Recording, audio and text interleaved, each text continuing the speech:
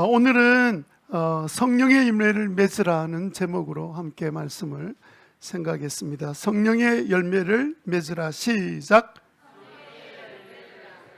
네.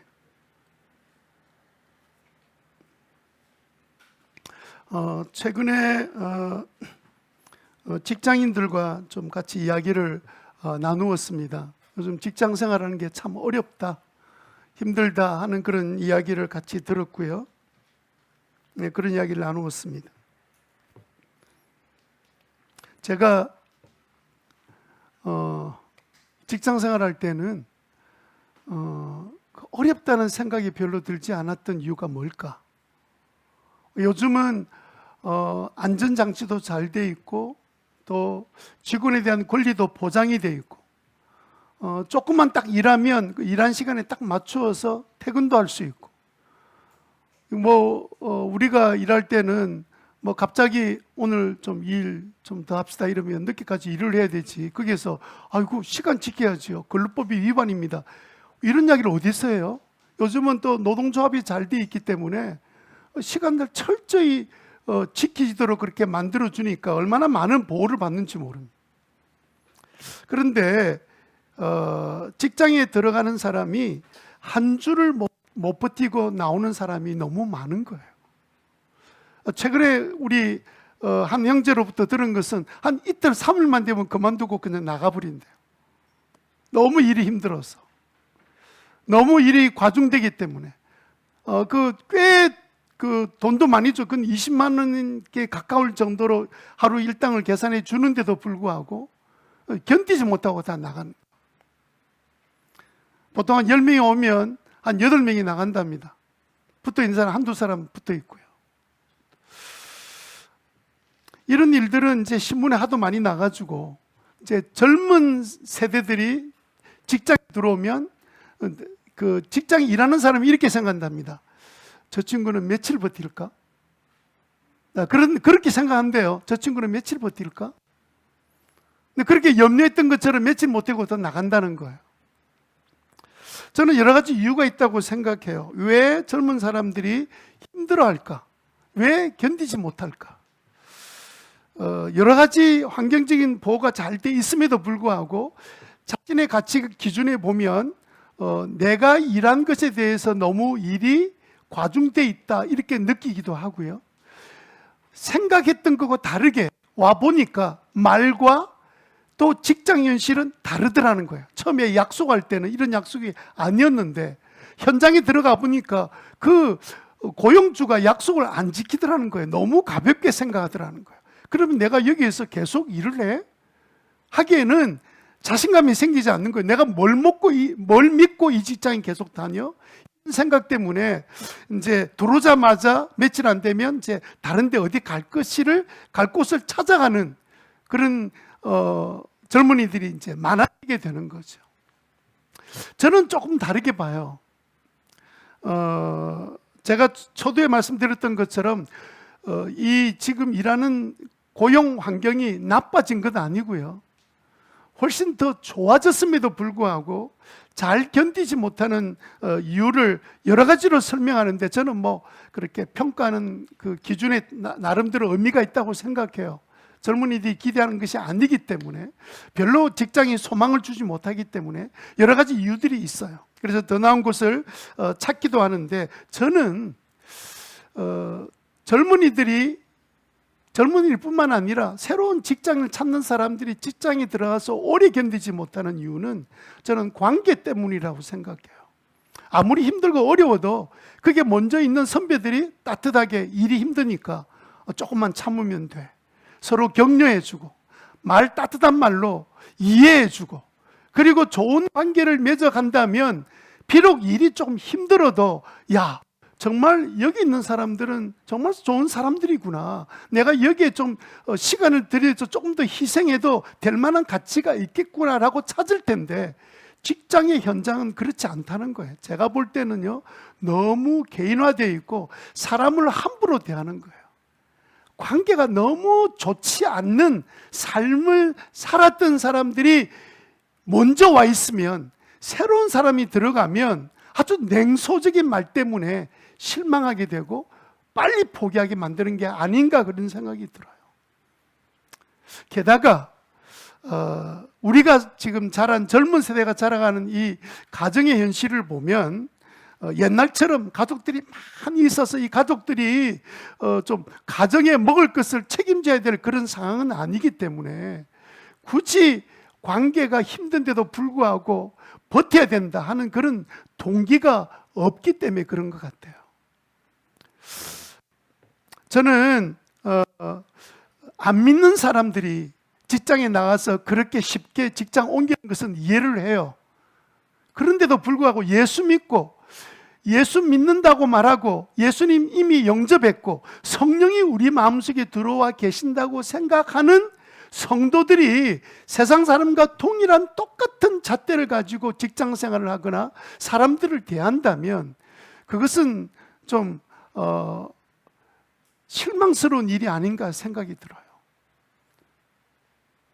왜냐하면 성령이 우리에게 들어오셔서 하시는 일은 뭐냐면 관계가 다 깨어져 있는 세상에서 이미 나를 하나님과의 관계가 끊어진 나를 성령이 오셔서 그 관계를 맺게 만들어 주시고 하나님을 믿을 수 있는 믿음을 주신 분이 누구냐면 바로 성령님이 그 일을 행하셨잖아요. 우리가 어떻게 스스로 우리 힘으로 하나님이 계신 걸 믿고 천국을 믿고 그렇게 살겠습니까? 성령이 오셔서 하신 일이거든요. 여러분, 성령의 주된 사역이 뭔 줄 압니까? 관계 맺도록 만들어 주시는 분이에요. 아무것도 모르는 우리 속에 들어오셔서 이해할 수 있는 능력을 주시고 참을 수 있는 인내력도 주시고 견뎌야 될 그 소망도 주셔서 살아가게 만드시는 분이시거든요. 적어도 우리 예수 믿는 사람이 직장에 들어갔다가 그만둔다면 분명히 세상 다른 이유가 있어야 돼요. 성령이 우리 안에 계시기 때문에 그렇습니다. 여러분 어떠세요? 우리가 예수 믿을 때 성령님이 우리 안에 들어오셔서 그리고 우리 안에 변화를 일으켜 주시는데 그 변화 중에 한 가지가 열매를 맺게 하신다는 거예요. 그 열매, 여러분 잘 아는 9가지 열매입니다. 그 열매를 맺게 해주셔서 누구를 닮게 만드시냐면 예수님을 닮아가게 만들어 주셔요. 그 9가지 열매를 보면 전부 다 관계를 능력 있게 행할 수 있는 그런 요소들을 9가지를 주신 거예요. 원래 우리에게 그런 자질이 없습니다. 세상 사람이 그런 자질이 없어요. 그런데 내가 예수 믿는 사람에게는 그 열매를 맺게 해주셔서 얼마든지 참고 견딜 수 있도록 인내란 열매도 주시죠. 그런 원수같이 대할지라도 사랑할 수 있는 그 능력도 주시잖아요. 그러니까 우리가 적어도 내가 예수 믿는 사람이라고 한다면 우리의 판단하는 거나 또 우리는 믿을 만한 성령이 우리 마음에 계시기 때문에 내가 여기에서 성령이 뭐라고 말씀하시는지를 듣고 어떤 일을 결정해야만이 그것은 세상과 다른 삶을 살아가는 것이라고 생각해요. 물론 누구든지 마음속에는 그놈이 있습니다. 그 원수 같은 놈. 예? 지금 예배드리다가 생각만 하면 밥맛이 없고 꼴도 보기 싫고 다시 만날까 싶어서 힘든 그런 대상이 누구에게나 있을 수 있습니다. 그죠? 정리 전혀 안 가고 꼴 보기도 싫고 신자라고 그런 사람이 없겠습니까? 근데 여러분 이렇게 한번 생각해 보세요. 혹시 나를 다른 사람이 그렇게 생각하지는 않을까? 왜 내만 그렇게 생각하고 있습니까? 다른 사람은 나를 볼 때 그렇게 생각하지 않을까요? 저 꼴도 보기 싫은 놈, 저거 예수쟁이라며, 예수쟁이 말만 잘하고 뭐 사랑이니 섬기니 꼴 본 적도 없고, 만약 그렇게 우리를 평가한다면 우리는 도대체 뭐예요? 그죠? 그래서 여러분 우리는 오히려 살아가면서 나는 도대체 누구를 점점 닮아가고 있나? 그 성령의 열매가 들어있는 그 예수님을 내가 닮아가기 때문에 얼마든지 기뻐하고 얼마든지 인내하고 얼마든지 절제하는 삶을 살고 있는가? 아니면 나는 조금 더 참지 못하는, 조금 더 나는 인내하지 않는, 조금 더 나는 사랑하지 않고 조금만 내 마음에 맞지 않으면 미워할 수 있는 그런 아주 사악하게 우리가 늘 느꼈던 그 마귀를 닮아가고 있는 삶을 우리가 혹시 살고 있는 것은 아닌지 우리 자신들을 돌아봐야 되지 않겠습니까? 물론 우리가 살아가는 동안에 모든 삶, 우리가 고민하는 문제는 먹고 사는 문제보다 더 큰 문제, 그것은 다른 게 아니라 사람과의 관계 문제인 거예요. 나름대로 좀 좋은 관계를 내 가족들과, 내 부모 형제들과, 자녀들과, 내 친구들과, 동료들과 함께 좀 잘 지내보려고 나름대로 애쓰고 노력하고, 그리고 또 참기도 하고 다가가기도 하고, 남보다 더 훨씬 더 애를 더 쓰는 게 분명함에도 불구하고 왜 일은 자꾸 꼬이게 되고 풀려지는 것은 없고 갈등은 증폭되고 나는 더 이상 이렇게는 못 살겠어, 이런 마음들이 우리 마음에 막 찾아오고 있다면 왜 그럴까요? 왜 그런 일이 계속 우리에게 일어나게 되겠습니까?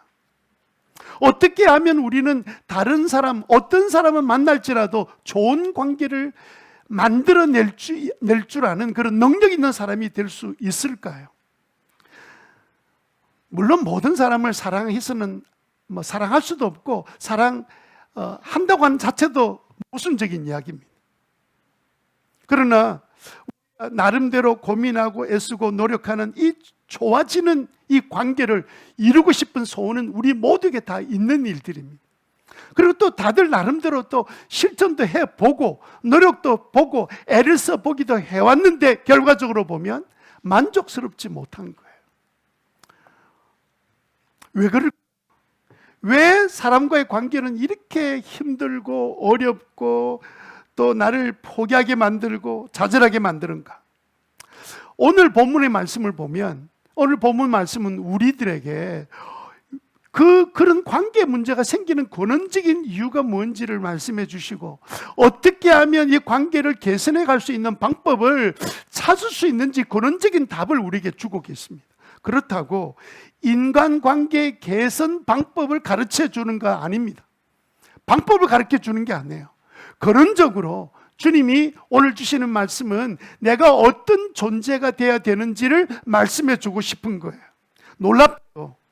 놀랍게도 우리 예수님을 보면 예수님은 어떤 원수를 만나도 미워하지 않으십니다. 심지어 자기를 창으로 찌르고 못을 박고 그리고 가시관을 씌우고 온갖 욕을 하고 침을 뱉는 그들을 향해서도 주님이 그들에게 침묵하시고 오히려 그들을 불쌍히 여기는 마음을 가지시고 대할 수 있었습니다. 여러분, 우리가 예수님의 10분의 1만 닮을 수만 있다면 우리는 이 험한 세상에서, 직장생활에서 우리가 뭘 못 견디고 뭘 참지 못할 수 있겠습니까? 우리 능히 승리하는 삶을 살아갈 수 있을 겁니다. 오늘 본문은 우리들에게 예수님이 어떻게 그게 가능했는지를 말씀해 주고 계세요. 우리도 이 성령이 우리에게 오셔서 행하시는 그 일들의 사역이 무엇인지를 알아가면서 나도 충분히 관계를 개선할 수 있고 충분히 나는 관계를 즐기며 살아갈 수 있는 그런 대상자가 되어 있었구나, 이 사실을 깨닫고 성령님으로 인하여 성령의 열매를 맺는 그런 놀라운 은혜가 저와 여러분에게 주어지게 되기를 주님 이름으로 축원합니다.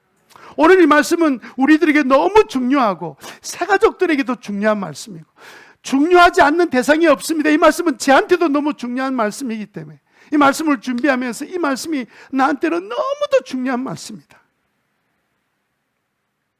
그래서 오늘 이 말씀이 여러분의 삶을 새롭게 만들어가는 그런 변화의 말씀이 되기를 주님 이름으로 축원합니다. 자, 우리가 예수 믿고 성령이 우리 안에 들어와 계시기 때문에 우리는 자연스럽게 성령의 열매를 맺는 삶을 살도록 만들어 놓으셨습니다. 그 일을 성령이 해 오시고 계시고 지금도 역사하고 계십니다. 그러나 모든 사람이 성령의 열매를 따라서 열매 맺고 살아가는 것은 아닌 것 같습니다. 만약에 우리가 성령의 열매를 맺지 아니하면 우리는 가면 갈수록 어떤 사람이 될까요? 첫 번째로 마귀상이 되어갑니다. 시간 이야기입니다만은 마귀상이 되어갑니다. 이 상자는 얼굴이란 뜻이에요. 마귀가 된다는 말 아닙니다. 마귀의 얼굴, 마귀의 모습으로 점점 그렇게 변화되어 간다는 겁니다. 우리는요, 원래 죄인이에요. 우리가 예수 믿고 난 다음에 성령의 도우심을 받지 않으면 자동적으로 우리는 어떤 열매를 맺냐면 육체의 열매를 맺게 되어 있습니다. 다른 길이 없습니다. 그러니까 우리가 원래 마귀의 종으로 살다가 예수 믿고 이제는 하나님의 자녀가 됐잖아요.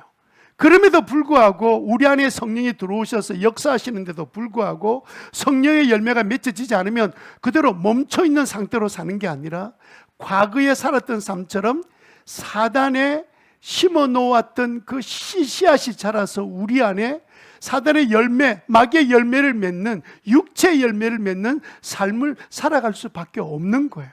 근데 사람들이 그렇게 생각 안 하는 거예요. 나는 성령의 열매를 못 맺었을 뿐이지 나는 그렇게 나쁜 놈이 아니야. 진짜 그럴까요? 진짜 그렇게 말할 수 있을까요? 왜 성령의 열매를 맺지 못하면 우리 얼굴이 갈수록 마귀의 얼굴이 되어갈 수밖에 없을까요? 제가 조금 전에 말씀드렸던 것처럼 우리는 이게 자동화되어 있습니다. 성령의 열매를 맺거나 맺지 않으면 육신의 열매를 맺도록 되어 있습니다. 성경이 가르쳐 주는 말씀이에요. 자, 여러분에게 질문하겠습니다. 남편이나 아내나 부모나 자녀나 이웃이나 친구나 직장 동료들 관계가 딱 깨어지는 순간에 여러분들은 어떤 감정을 제일 먼저 느끼게 됩니까? 내가 배신을 당했든지, 내가 억울한 말을 들었든지, 아니면 내가 제대로 된 대접을 받지 못했을 때 여러분이 생기는 감정이 뭐예요? 네, 미워하는 마음이 생기죠. 밉죠. 저는 없어졌으면 좋겠다. 꼴도 보기 싫죠. 우리 안에 막 분노가 일어나죠. 억울한 마음도 생기죠. 동시에 지는 비난하고 싶은 마음이 생기죠. 불쾌해지죠. 원망이 생기죠. 온 감정들이 하나만 생기는 게 아니에요. 수많은 감정이, 모든 좋지 않은 감정이면 감정은 다 일어납니다. 그래서 마음이 상하면 그냥 아무 상관이 없는 술을 마시는 거예요. 술하고 그 감정하고 무슨 관계 있습니까? 그런데 마치 술이 자기 감정을 위로해 주거나 잊어버리게 만들어 줄 거라고 생각하고 그 다음에 막 그냥 술을 마시기 시작하고, 아내와 다툰 남자들은 밖에 나가서 아주 방탕생활을 하는 사람이 한두 사람이 아닙니다. 감정이 상하면요, 요로 딱 그 감정이 쫙 가라앉아지면 옛날로 돌아가느냐? 그렇지 않고요. 신기하게도 감정이 가라앉는 순간부터는 뭘 찾기 시작하냐면 그 다음부터는 모든 책임을 다른 사람에게 찾기 시작합니다. 그놈이 하여튼 인간이 문제야. 온갖 피해에 대해서 책임을 남에게 찾습니다. 내가 인복이 없지, 어떻게 다 저런 원수 같은 놈을 만나가지고 어떻게 이런 집안에 시집을 왔어. 그래, 내가 차라리 안 보는 게 낫지. 온갖 생각이 남에 대한 책임감에 대해서 막 계속 퍼부으면서 관계는 점점 더 멀어지기 시작하죠. 여러분, 이게 이렇게 남에게 그 당한 것에 대한 분노로 다른 사람의 책임을 막 돌리면 시원해진 것 같아요, 일시적으로. 근데 문제는 뭐냐면 그 다음에 나를 파괴시키는, 그 다음에 따라오는 것은 피해의식입니다. 피해의식이 더 무서워요. 피해의식은 바로 우리를 우울증으로 끌고 가버리기 때문에 그렇습니다. 나만 피해자다, 내가 피해를 당한 거다, 내 인생이 파괴된 거다, 이런 분노가 사라지지 않고 계속해서 내가 피해자라는 생각에 머물러 있게 만들어줍니다. 자, 여러분, 갈라디아서 5장 19절 우리가 읽었던 말씀입니다. 제가 여러분들한테 이렇게 하나하나 단어를 물어가면서 여러분들한테 단어를 던지면 여러분들은 아멘 하면 안 됩니다. 그 아멘할 단어들이 아니잖아. 원수 맺음 아멘 어떻게 하겠다는 거예요. 그래서 여러분들은 그냥 이 원수 맺음 이런 그 단어 15가지 단어가 나오는 것을 하나하나 불러드리면 여러분들은 기분 나쁜 소리를 내시면 돼요. 근데 사실은 사실의 그 부분에 내가 조금이라도 경험이 있으면 그렇게 반응을 하시면 되겠습니다. 원수 맺음 안 하는 원수들은 뭡니까? 지금은 그냥 한풀이 하려고 하는 게 아니기 때문에 걱정하지 말고 편하게 대답하시면 됩니다. 다 있는 문제들이에요. 다툼, 시기, 안 하는 사람들을 분냄, 분쟁, 분열, 질투, 흥청망청 먹고 마시고 놀기, 방탕, 더러움. 요거 좀 안 좋은 단어는 제가 안 쓰겠습니다. 갈수록 웃소리가 커지기 시작하는데 이제 좀 동의가 되시는 것 같아요. 여러분, 우리가 이런 상태에 딱 빠지는 순간에 우리의 얼굴상은 마귀상입니다. 쉽게 말하면 여러분들이 집안에서 부부간에 막 그냥 별것 아닌 것 가지고 보통 다툼하다가 막 그냥 화를 나서 둘 다 싸웠습니다. 그 순간에 벽장에 있는 벽장의 문에 거울이 달려 있다면 동시에 거울을 딱 보면 그 얼굴이 꼭 마귀상입니다. 제일 꼴 보기 싫은, 화장해도 아무 소용이 없는, 예? 내가 원하는 모습이 아니에요. 왜 그렇게 되어서 내 얼굴이 마치 그렇게 아주 나쁜 얼굴이 되도록 만들어 가냐면 사단이 우리로 하여금 더 이상 성령의 열매를 맺지 못하게 만들어서 우리를 파괴시켜 버리는 거예요. 어떤 목사님이 교회에서 말씀을 전하다가 이렇게 말씀하셨어요. 여러분 가운데 교회 안에서 상처를 한 번이라도 받으신 분들, 목사에게, 성도들에게, 직분자에게 상처를 받으신 분들은 손 들어 보세요. 이거 아무도 안 들어. 이거 아무도 없네, 우리 교회는. 내가 그 교회 교인들로 손 들라 그랬더니 대부분 다 손 들더래요. 대부분 다 손. 어떤 사람은 두 손 들고. 그래서 그 목사님이 이렇게 말씀하셨답니다. 여러분들은 정말 교회에서 상처를 받으셨네요. 그러면 분명히 누군가가 여러분에게 상처를 주었을 텐데, 대부분 사람이 다 상처를 받았으니까 분명히 여러분 가운데는 누군가 상처를 준 사람이 있을 거라고 생각이 듭니다. 반대로 여러분 자신이 남에게 상처를 한 번이라도 목사와 성도들과 직분자에게 준 경험이 있는 사람 손 들어 보세요. 손을 아무도 안 드는 거예요. 어떤 사람은 손 들려고 막 했다가 이제 손이 내려간 걸 봤습니다. 소수의 사람만 손만 들려고 하다가 이제 아무도 손을 안 드니까 이제 뻘쭘하잖아요. 손을 들지 않더라는 거예요. 그래서 목사님 이렇게 말씀하셨어요. 참 희한합니다. 분명히 여러분들은 다 우리 교회 안에서 상처를 다 받았다고 말씀하시고 두 손 들고 막 만세 부르듯이 다 손 들었는데 왜 상처 준 사람이 분명히 있을 텐데 아무도 상처 준 사람이 없어요. 상처 받은 사람만 있습니다. 이 놀라운 일이 어떻게 일어날 수 있습니까? 상처 준 사람은 없고 우리 교회 들어오면 모두 다 상처 다 받은 거예요.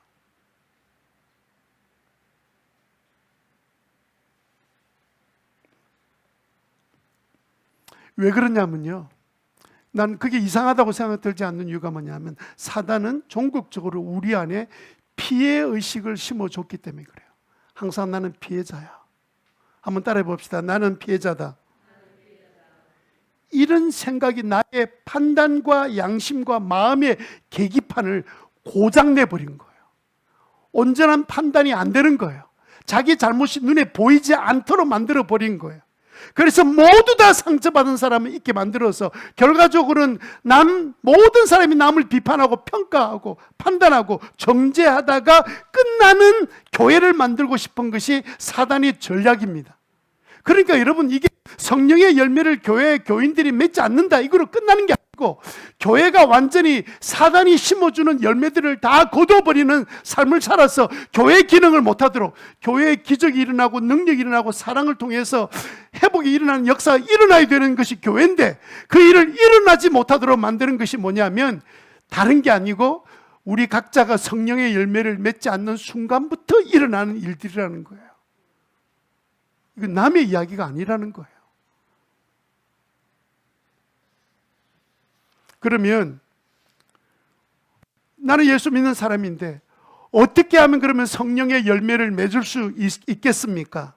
여러분, 정말 성령의 열매를 맺기를 원한다면 두 번째로 늘 묻고 대화해야 합니다. 뭐 해야 된다고요? 늘 묻고 대화해야 합니다. 어떻게 하라고요? 늘 성령께 묻고 성령님과 대화를 해야 합니다. 제가 어릴 때 육남매 중에서 그래도 제가 물론 우리 누님도 뭐 마찬가지일 텐데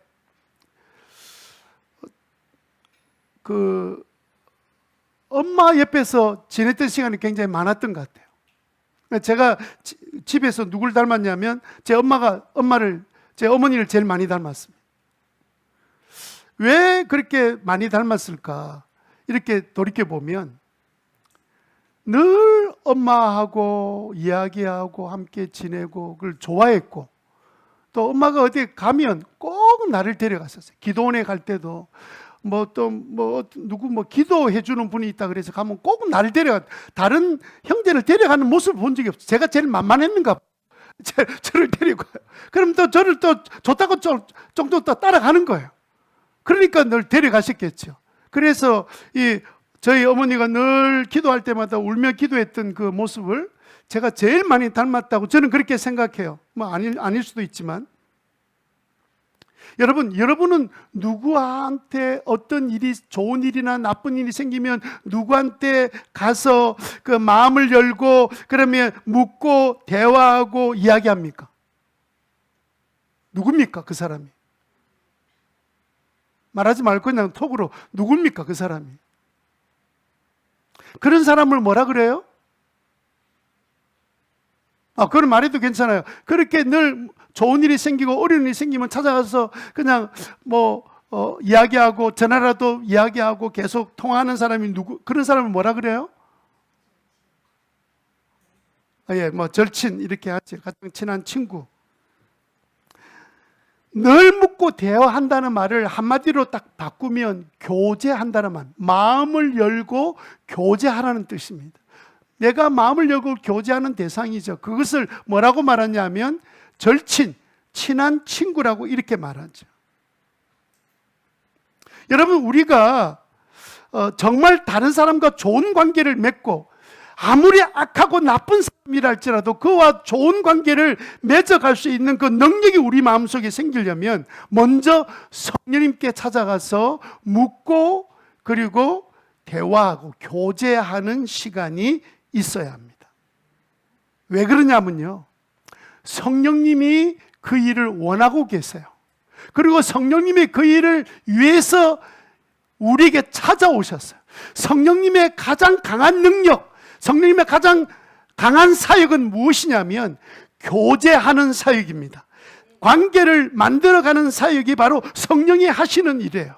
그러니까 여러분, 놀라운 것은 우리가 예수 믿고 나면 성령이 우리 안에 들어오셔서 우리에게 하시는 일은 뭐냐면 성령님과 교제하는 특권을 주셨고, 교제를 계속하는 동안에 놀랍게도 우리는 밖에서 상처를 받는 일이 있어도 우리는 다른 사람과 좋은 관계를 맺어가는 영적인 힘을 얻게 만들어주시는 분이 바로 이 성령님이시고, 그 일을 위해서 성령님이 존재하고 계신다는 사실을 믿으시기 바랍니다. 우리는 우리 안에 성령님이 계세요. 묻고 대화하라고 성령이 우리 안에 내주하고 계세요. 아마 여러분들은 예수 믿으면서 성령과 교제하라는 말을 아마 처음 듣는 분도 계실 거예요. 그냥 듣기는 들은 것 같은데 그게 무슨 말이지, 내가 어떻게 해야 된다는 건지 모르고 지내오신 분도 좀 계실 거예요. 여러분 생각해 보세요.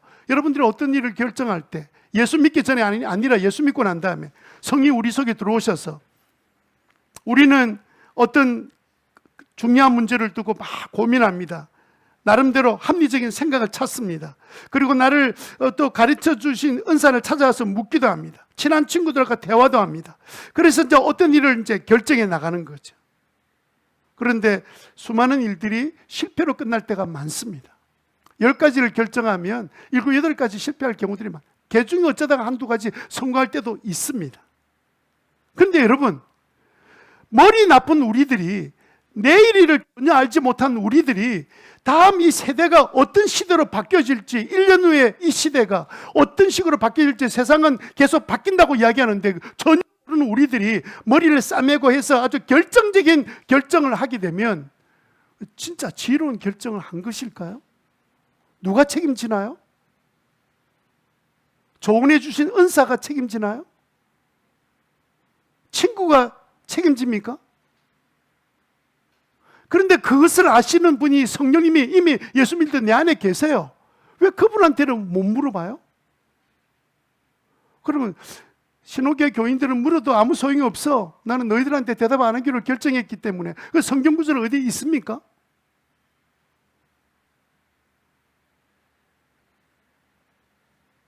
여러분, 성령님은 하찮은 우리들을 대화의 대상으로 삼으시고 교제하기를 원하시는데 그게 성령님의 본질이에요. 능력이에요. 마치 예수님께서 우리 생명을 주신 것을 예수님의 본질인 것처럼 우리가 예수님 생명을 원했습니까? 예수님이 우리를 찾아오셔서 당신의 생명을 주셨어요. 하나님, 우리가 하나님의 자녀가 되기를 원했습니까? 하나님이 우리를 자녀 삼으실 만큼 하나님의 사랑을 갖고 우리를 대해 주셨어요. 그게 하나님의 본질입니다.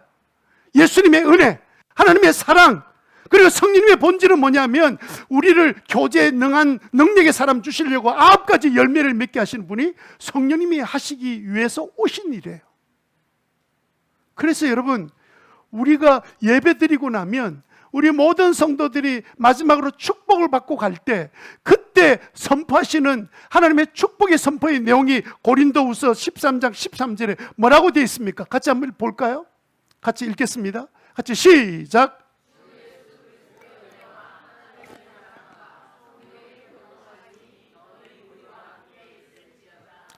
아멘.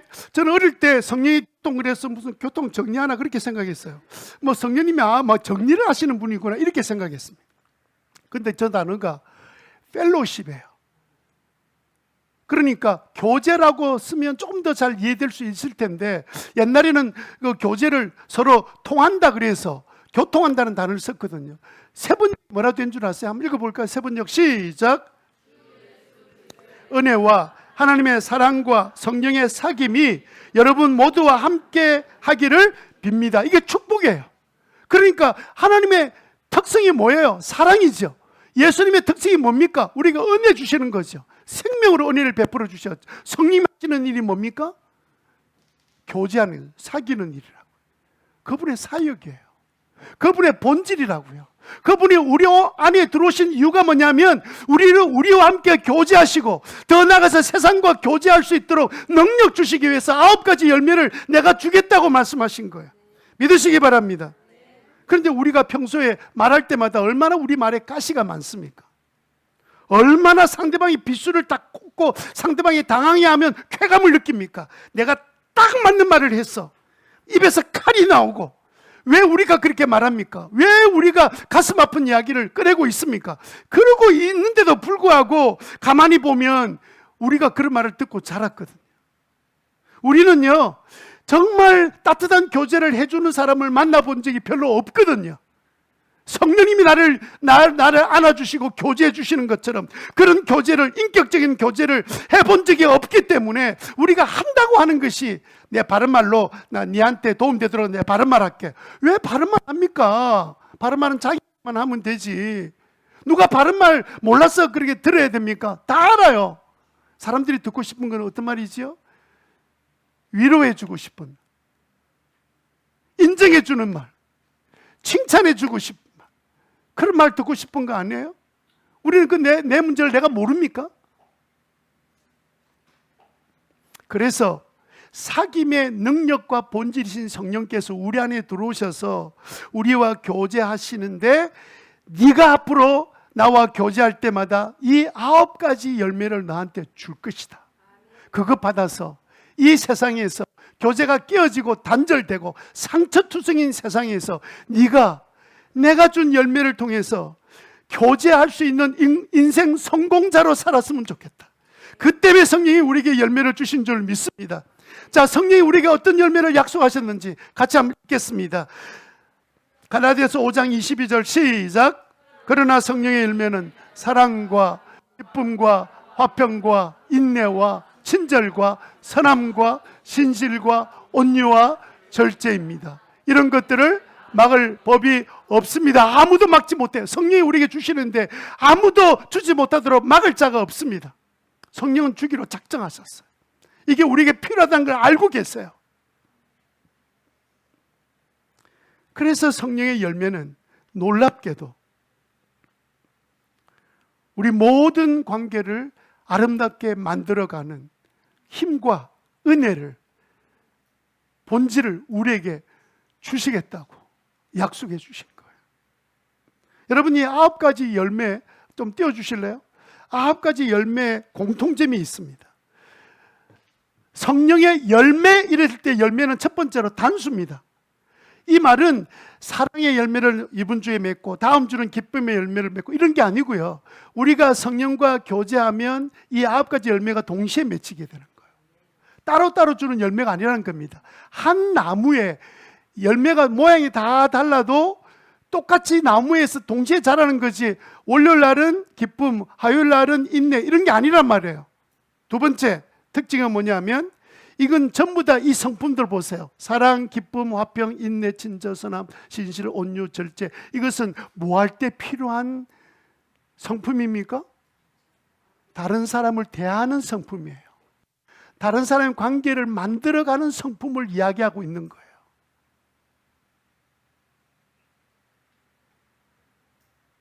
세 번째로는요, 모든 사람이 다른 사람에게 존경받고 사랑받고 나도 다른 사람 사랑하고 좋아하고 이런 좋은 관계를 맺기를 원하지만 맺어지지 않고 노력해도 안 되고 계속 관계는 파괴되고 갈수록 세상은 관계가 파괴되어서 이제는 직장에 가면 옛날처럼 누군가 가르쳐주는 사람을 찾아보기 어려울 정도로, 그래서 가정교회 하는 모든 목사님들이나 최 목사님들 한 말이 뭡니까? 우리가 직장 가면 내 밑에 있는 다른 사람을 성공시키는 사람으로 살자. 그게 성령의 열매에서 나온 것 아닙니까?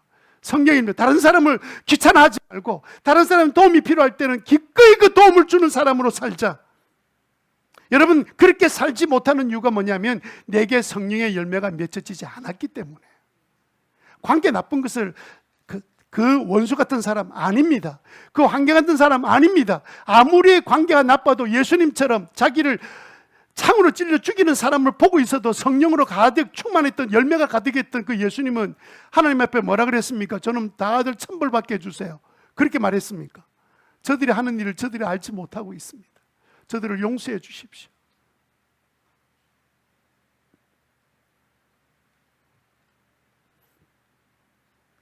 그러니까 우리가 성령님께 계속 묻고, 성령님, 나는 왜 그동안 성령님의 본질이 교제란 사실을 모르고 신앙생활을 했죠? 나는 왜 한 번도 성령님과 교제하고 싶어요? 그렇게 내가 성령의 열매를 맺고 싶어요? 이렇게 기도한 적이 없죠. 내가 뭐 때문에 그런 거죠? 물어보세요. 그분 깨닫게 해주세요. 알게 해주세요. 내 생각을 통해서, 설교를 통해서, 성도 간의 교제를 통해서, 성경을 통해서 우리를 알려주시는 분이 있어요. 그러면 어떻게 하면 성령의 9가지 열매를 우리가 맺어갈 수 있을까를 요한복음 15장 4절 5절에 예수님이 아주 좋은 비유로 말씀해 주셨습니다. 요한복음 15장 4절에 보니까 언제나 내 안에 머물러 있어라. 그러면 나도 너희 안에 머물러 있겠다. 가지가 포도나무에 붙어 있지 않으면 스스로 열매를 맺을 수 없는 것 같이 너희도 내 안에 머물러 있지 않으면 열매를 맺을 수 없다. 나는 포도나무요 너희는 가지다. 사람이 내 안에 머물러 있고 내가 그 안에 머물러 있으면 그는 많은 열매 맺는다 그랬죠. 너희는 나를 떠나서는 아무 열매도 맺을 수 없다. 근데 우리는 어떻게 하냐면요, 관계가 깨지면 이렇게 생각해요. 여러분, 싸워봤잖아요. 싸움하고 나면 서로 마음에 상처가 있고 아픔이 있으면 동시에 후회함이 있는데, 누군가 한 사람이 먼저 미안해 이러면 두 사람이 껴안고 아이고 나도 미안해 이러면서 화해가 되잖아요. 그러니까 뭔가 우리도 할 수 있다고 생각해요. 그때 여러분, 그 화해하게 된 결정적인 순간에 내가 잘못했다는 마음이 딱 드는 순간에 생긴 결과예요. 능력이 내게 있는 게 아니에요. 착각하지 마세요. 나는 결심을 안 해서 그렇지, 나는 마음에 결심만 하면 얼마든지 성령의 열매를 맺는 관계를, 좋은 관계를 만들어낼 수 있어. 그런 생각하지 마세요. 지금까지 안 살아봤습니까? 좋은 관계를 맺어 성공한 케이스를 한번 이야기해 보세요. 여러분의 힘으로. 관계 깨진 예를 들어라 그러면 수도 없이 나올 거예요. 결혼하면 관계가 좋아집니까? 좀 가끔 만날 때는 좋았는데 맨날 사니까 어쩌나 코를 얼마나 고는지 잠을 못 잤어요. 우리 집사람은 저한테 한 말입니다.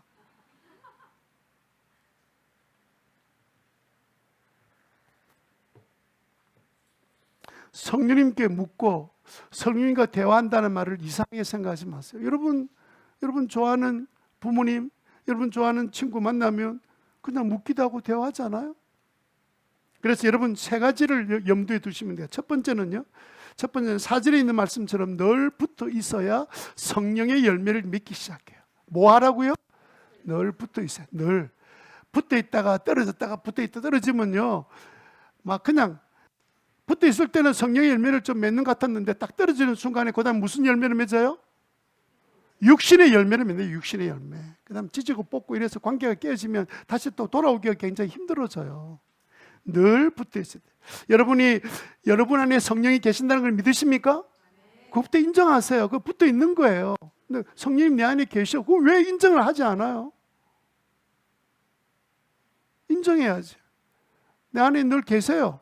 그렇게 인정할 때부터 성령이 일하기 시작한단 말이에요. 아침에 일어나면 성령님께 어떻게 인사하면 되겠습니까? 굿모닝 성령님 이러면 되죠. 책 제목을 제가 말씀드렸습니다. 굿모닝 성령님. 늘 기억하고 늘 성령님 내게 있다는 사실을 확신을 가지고 힘들고 어려운 관계로 인해서 상처를 받으면 그 순간에 내가 성령님께 떨어져 살아서 그런 거야. 빨리 답을 찾으라는 거예요. 물어보고 하나님 내가 왜 이렇게 관계가 안 좋았습니까? 물어보세요. 뭐랄까? 니한테 떨어져 살았잖아. 아무도 이 땅에는 주님과 떨어져가지고 성령과 떨어져가지고 잘 되는 인생이 나름대로 자기의 의지 가지고 견뎌내는 사람이 있지만, 그러나 여러분 다 결과적으로 본인은 버티고 견딜 수 있고 산속에 들어가 살 수는 있지만 다른 사람은요, 관련된 사람은요. 두 번째는요, 늘 물어야 되는 것이 5절에 나와 있습니다. 내 안에 머물러 있고 나도 그 안에 같이 머물러 있으면 뭐합니까? 집안에서 뭐 하는 거예요? 그냥 내가 누군가의 집에, 내 집에 누군가 머물러 있다는 말은 그분에게 내가 배울 것이 있다는 뜻이에요.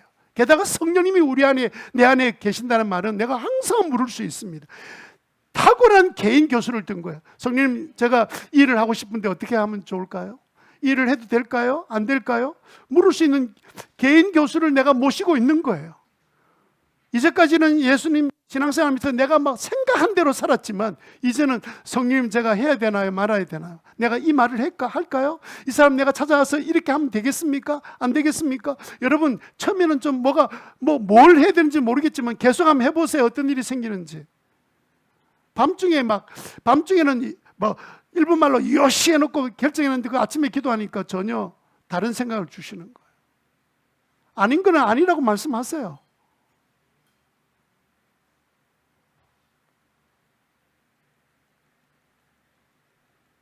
세 번째는 늘 대화란 말은 뭡니까? 그냥 내 집에 머물러 있으니까 늘 교제가 가능하잖아요. 좋은 일이 있으면 쫓아가서 이렇게 좋은 일이 있게 해주셔서 감사합니다. 이번 한 주간 동안 여러분들이 내 안에 계신 성령님께 감사를 한번 해보세요. 나를 예수 믿게 해주시고 믿음을 주신 성령님 감사합니다. 내가 어떻게 예수 믿게 되었는지, 우리 가족이 어떻게 예수 믿게 되었는지, 내 같은 사람, 그렇게 대화를 시작하는 거예요. 성령님께 힘들고 어려운 일이 있으면 혼자 그냥 내 인생의 묵은 짐을 내가 다 진 것처럼 이렇게 폼 잡지 말고, 개폼 그런 잡지 말고 그냥. 어떤 사람은 또 비 오는데 비 맞으면서, 옛날에 제가 그랬거든요. 모든 짐을 내가 진 것처럼 인상 쓰면 가면 사람들이 박수 칠 줄 압니까? 저 미친놈 하나 하고 있다.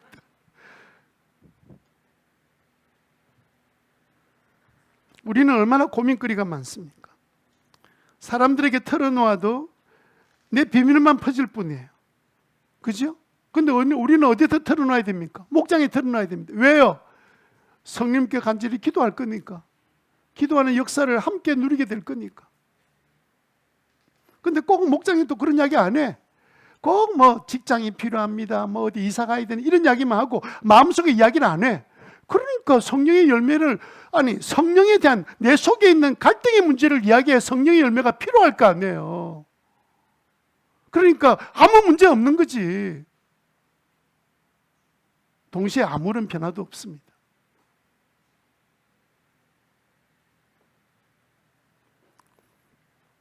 여러분, 우리가 성령에 딱 붙어서 그분과 교제하는 삶을 살게 되시기를 바랍니다. 그러면 어떤 일이 생길까요? 여러분, 그 3번 설교요약서 3번에 보면 그 제목이 좀 잘못됐다. 표현이 잘못됐어요. 성령의 열매를 맺으면, 아니 성령의 열매를 내가 맺는 겁니까? 표현 제대로 하면 어떤 거냐면요, 성령께서 열매를 맺게 주시면, 내가 성경과 교제를 하니까 성령께서 내게 열매를 맺게 주시면 나는 어떤 삶을 살게 될까요? 세 번째는 예수상이 되어 갑니다. 예수상. 예수상이라는 상자는 얼굴 상자예요. 예수님의 얼굴이, 모습이 닮아가는 삶을 산다는 뜻입니다. 그래서 사람들이 보면서 저 사람 예수님 닮았네, 저건 예수쟁이 맞아. 예수쟁이란 말은 나쁜 말처럼 말하지만 우리는 그 말을 좀 들어야 돼요. 저 교회 나간다며, 이런 말은 말고, 아이고 저 예수쟁이. 그 예수쟁이란 말이 비난한 것처럼 보이지만 저는 예수 믿는 사람이야 라는 표현이기도 합니다. 예? 여러분 어디를 가더라도 예수쟁이라는 말을 좀 들으셔야 돼요. 왜 성령과 가까이 가면 예수상이 될까요? 왜냐하면 성령과 예수님은 하나이시기 때문에 그래요. 여러분, 예수님 태어날 때 무엇으로 태어났습니까? 성령으로 태어났죠. 예수님이 사역을 시작할 때 무엇을 받아서 사역 시작하셨습니까? 성령 받아. 늘 예수님이 아침에 기도할 때마다 일을 했습니까? 성령의 교제하셨어요. 예수님은 성령을 따라서 한 번도 일한 적이 없고 말한 적도 없습니다. 그러니까 우리가 이 땅에서 성령님과 계속 교제하고 가까이 가면 갈수록 누구를 닮냐면 예수님 닮는 게 너무 당연한 일이죠. 내가 열매를 맺는 게 아니라 누가 열매를 맺게 하신다고요? 성령이 열매를 맺게 해주십니다. 우리가 신앙생활 좀 하고 나면 이런 생각을 착각할 때도 있습니다. 내가 기도를 많이 했기 때문에 성령이 열매를 맺어. 여러분, 성령이요, 우리가 소망하니까, 간절히 원하니까 성령이 열매를 맺도록 열매를 주신 거예요. 물론 우리가 그 표현을 무슨 표현인지 알지만 행여라도 마치 내 행위 때문에, 내 노력 때문에 뭔가 맺힌 거로 착각하지 않도록 항상 겸손한 마음으로, 내가 이렇게 사는 것도 순전히 누구의 은혜 때문에? 성령님의 은혜 때문에, 성령님이 나와 교제해 주셨기 때문에 이렇게 고백하는 은혜가 있게 되기를 바랍니다. 성령의 9가지 열매 중에 설명할 시간은 없지만 성령의 열매 맺으면 어떤 건지는 알아야 되니까, 여전히 여러분 사람 돌아다니다 보면 불편하고 피가 막 열이 나고 피가 그런 그 사람 또 만나게 돼요. 그 사람 다 있죠? 없는 것처럼 하지 마세요. 있어요, 없어요? 네, 없는 사람은 참 대단한 분이십니다. 없어져야 되는 건데, 근데 여러분 첫 번째 열매가 뭐예요? 사랑이죠.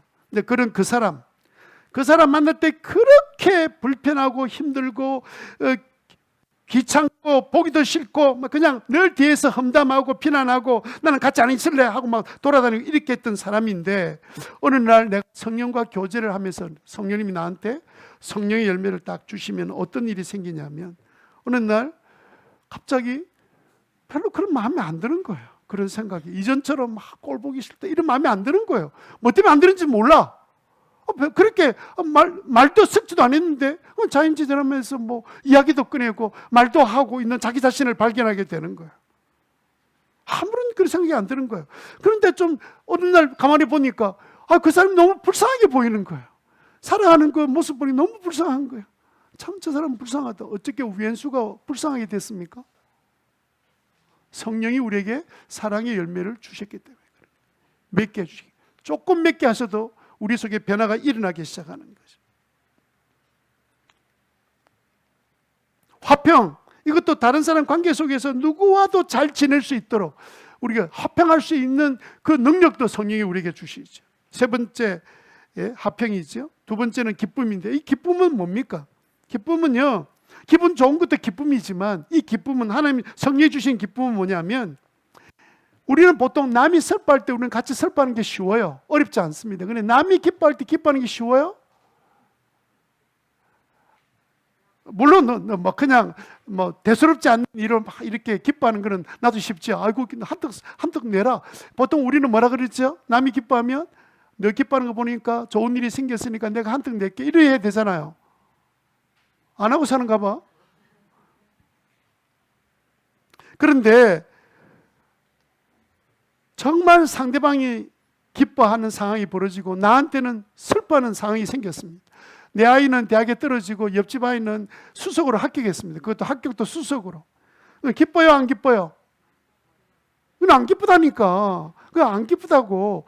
그런데 어느 날 정말 내가 성령과 교제를 하다 보면 야, 너 왜 가만 그리 있냐? 그 집이 좋은 일 생겼는데 너도 가서 기뻐해 줘야지. 그래서 가서 야, 정말 축하해요. 우리 애는 떨어졌지만 정말 당신에게 걸린 거는 정말 내가 기뻐합니다. 그러면 그 사람 뭐라 그러겠습니까? 이 위선자. 이렇게 해석하겠죠. 자기 생각 그렇게 말하겠죠. 그런데 말하는 거 보기 진심을 느껴지면 무슨 생각하겠어요? 신호교회 다니는 교회는 다르구나. 그렇게 생각하겠죠. 그게 기쁨을 주시는 성령의 기쁨이에요.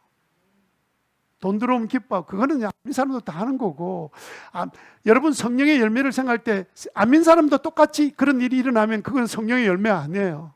성령의 열매는 보통에서 일어나지 않는 일이 우리에게 일어나는 거예요.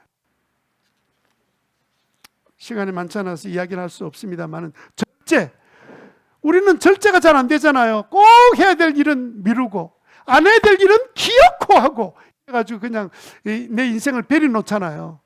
그런데 어느 날 주님과 성령과 관계가 좋아지기 시작하면서 내게 어떤 일이 생기냐면 해야 될 일은 하고, 따라합시다. 해야 될 일은 하고, 하지 않아도 되는 일은 하지 않고, 그렇게 자기가 바뀌어져 가는 거예요. 전에는 이놈을 언제까지 이러고 있을까? 게임하지 마! 이렇게 해서 막 야단맞았는데 알았어요. 애도 은혜를 받으면 부모님 말씀에 잘 순종해서 행동하는 거예요. 갑자기 그렇게 생긴 이유는요, 다른 데 있는 게 아니고 성령이 절제의 열매를 주셔서 그런 거예요. 자, 평생에 성령과 함께 늘 대화하면서 지냈던 분 있죠. 구약의 대표적인 인물이 누구지요?